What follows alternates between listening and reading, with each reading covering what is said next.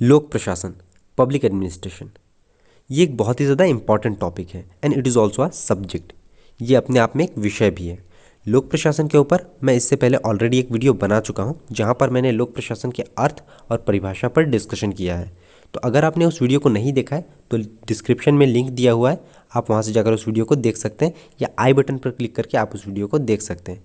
क्योंकि किसी भी चीज़ को सीखने का जो तरीका होता है वो होता है बेसिक से एडवांस। अगर आपको बेसिक क्लियर नहीं है तो आप एडवांस को अच्छी तरह से नहीं समझ सकते हैं। इसीलिए प्रकृति और क्षेत्र को अच्छे से समझने के लिए आप पहले लोक प्रशासन के अर्थ और परिभाषा को समझिए। सो आज हम बात करेंगे nature and scope of public administration. Okay, तो सबसे पहले देखते हैं लोक प्रशासन की प्रकृति। सबसे पहले हम क्या बात करेंगे, nature of public administration. Okay, तो लोक प्रशासन की जो प्रकृति है उसे दो भागों में बांटा जा सकता है। पहला क्षेत्रगत प्रकृति और दूसरा है स्वरूपगत प्रकृति, एरिया नेचर, फॉर्मेटिव नेचर। सबसे पहले हम डिस्कस करेंगे क्षेत्रगत प्रकृति के बारे में। ओके, क्षेत्रगत प्रकृति में दो दृष्टिकोण हैं। एक तो है एकीकृत दृष्टिकोण, इंटीग्रल व्यू, और दूसरा है प्रबंधकीय दृष्टिकोण, मैनेजरियल व्यू। ओके, अब देखते हैं एकीकृत दृष्टिकोण। Okay, integral view. एकीकृत दृष्टिकोण को मानने वाले व्यक्ति कहते हैं कि इसमें उच्च पद पर आसीन व्यक्ति से लेकर निम्न पद पर आसीन व्यक्ति तक जो भी कार्य करते हैं वे सभी कार्य लोक प्रशासन के अंतर्गत आते हैं। ओके, यानी एकीकृत दृष्टिकोण को जो विद्वान मानते हैं वो कहते हैं कि उच्च पद पर आसीन व्यक्ति जैसे कि आईएएस, आईपीएस, ये जो अधिकारी होते हैं उनको यानी उनसे लेकर वे व्यक्ति जो निम्न पद पर बैठे हुए हैं जैसे कि क्लर्क हो गए, प्यून हो गया, नर्स हो गया, कांस्टेबल हो गया, इन जैसे व्यक्ति के द्वारा जो भी कार्य किए जाते हैं, इन सभी व्यक्तियों के द्वारा जो भी कार्य किए जाते हैं, यानी अधिकारी से लेकर कर्मचारी तक जो भी कार्य किए जाते हैं वे सभी कार्य क्या है, लोक प्रशासन के अंतर्गत आते हैं। ओके, जो प्रबंधकीय दृष्टिकोण है हमारा, ओके, ये बिल्कुल क्या है, एकीकृत दृष्टिकोण के ऑपोजिट है। ओके, यानी अगर आपको एकीकृत दृष्टिकोण अच्छे से क्लियर है तो आप प्रबंधकीय दृष्टिकोण को इजीली लिख सकते हैं, क्योंकि ये जो प्रबंधकीय दृष्टिकोण है ये एकीकृत दृष्टिकोण के बिल्कुल ही ऑपोजिट है। जैसा कि आप देख सकते हैं कि प्रबंधकीय दृष्टिकोण में प्रशासन को प्रबंध माना गया है। इस दृष्टिकोण के अनुसार उच्च प्रबंधक या प्रशासक वर्ग के द्वारा किया गया कार्य ही प्रशासन कहलाता है।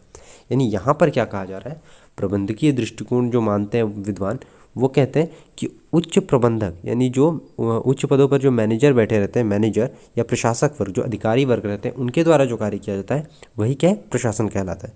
जबकि एकीकृत दृष्टिकोण में क्या कहा जाता है कि उच्च पद पर जो व्यक्ति बैठे हुए हैं वो भी और जो निम्न पद पर व्यक्ति बैठे हुए हैं वो भी, यानी चपरासी से लेकर कलेक्टर तक जो भी कार्य कर रहे हैं वे सभी कार्य क्या है, लोक प्रशासन के अंतर्गत आते हैं।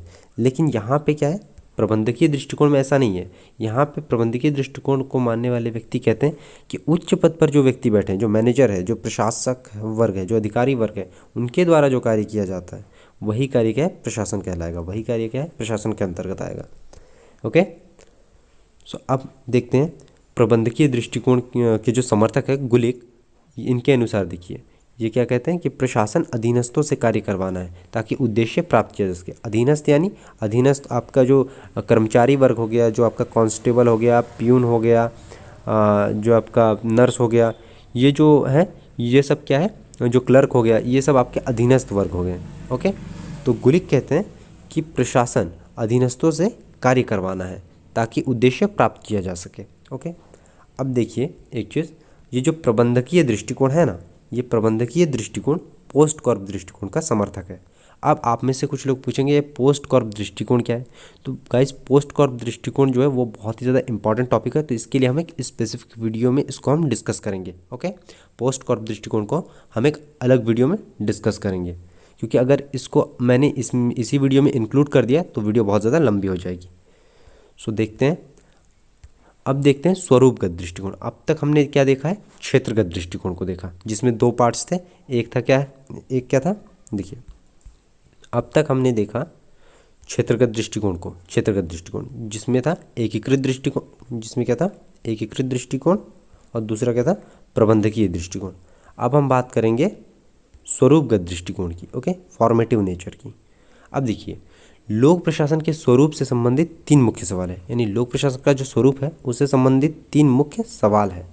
पहला सवाल क्या है, क्या लोक प्रशासन एक कला है, क्या लोक प्रशासन एक विज्ञान है, क्या लोक प्रशासन एक व्यवसाय है? ओके, ये 3 सवाल हैं। तो सबसे पहले तो हमें ये समझना होगा कि कला क्या होता है।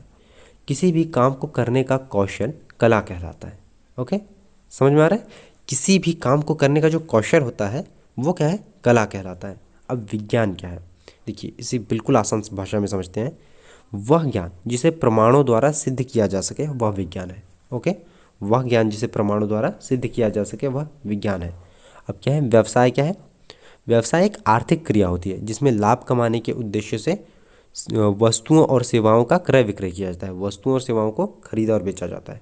ओके, तो फ्रेंड्स, इसमें जो 3 मुख्य सवाल पूछे गए हैं, क्या लोक प्रशासन एक व्यवसाय है, तो इससे रिलेटेड क्वेश्चंस नहीं आते हैं, तो इसलिए इसको हमें डीपली जानने की ज़रूरत नहीं है। जो नॉर्मली क्वेश्चंस पूछे जाते हैं वो क्वेश्चंस पूछे जाते हैं आपका ये पूछा जाता है कि लोक प्रशासन कला है या विज्ञान है, समझाइए।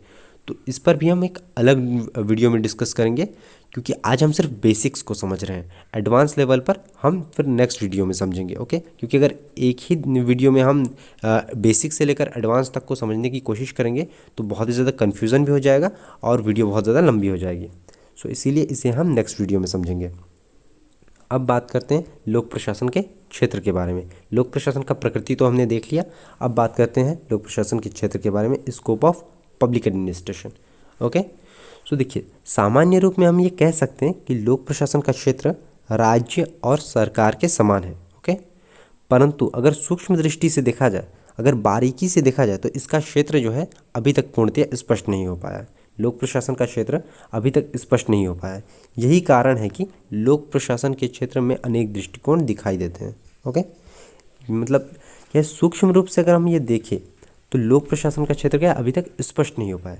इसी कारण लोक प्रशासन के क्षेत्र में अनेक दृष्टिकोण दिखाई देते हैं जो निम्नलिखित है। सो देखते हैं। अब देखिए, यहाँ 7 दृष्टिकोण है। ओके, 7 दृष्टिकोण। पहला क्या है? संकुचित दृष्टिकोण। दूसरा क्या है? व्यापक दृष्टिकोण। तीसरा क्या है? पोस्ट कॉर्प दृष्टिकोण, जिसे हमने क्या है लोक प्रशासन की प्रकृति में भी देखा था, पोस्ट कॉर्प दृष्टिकोण को। अब चौथा क्या है? पाठ्य विषय वस्तु संबंधित दृष्टिकोण, लोक नीति संबंधित दृष्टिकोण, मनोसामाजिक दृष्टिकोण, लोक एवं निजी प्रशासन द्विविभाजन दृष्टिकोण। ओके, अब फ्रेंड्स देखिए, यहाँ पे सारे दृष्टिकोण को पढ़ना ज़रूरी नहीं है। यहाँ पे जो सबसे इम्पॉर्टेंट दृष्टिकोण है वो क्या है? वो है पोस्ट कॉर्प दृष्टिकोण। Okay, post Corp view. Okay, क्योंकि देखिए, पोस्ट कॉर्प दृष्टिकोण जो है ना, वो आपके लोक प्रशासन के क्षेत्र को समझने में भी मदद करेगा और लोक प्रशासन के प्रकृति को समझने में भी मदद करेगा। क्योंकि पोस्ट कॉर्प दृष्टिकोण आपके लोक प्रशासन के प्रबंधकीय दृष्टिकोण, बिकॉज पोस्ट कॉर्प जो दृष्टिकोण है वो क्या है? प्रबंधकीय दृष्टिकोण का समर्थक है। ओके, प्रबंधकीय दृष्टिकोण का समर्थक है। इसीलिए ये जो पोस्ट कॉर्प दृष्टिकोण है इस पे हम एक स्पेसिफिक वीडियो बनाएंगे। ओके, इसके साथ ही साथ हम क्या है लोक प्रशासन एक कला है या विज्ञान है, इस पर भी हम एक स्पेसिफिक वीडियो बनाएंगे।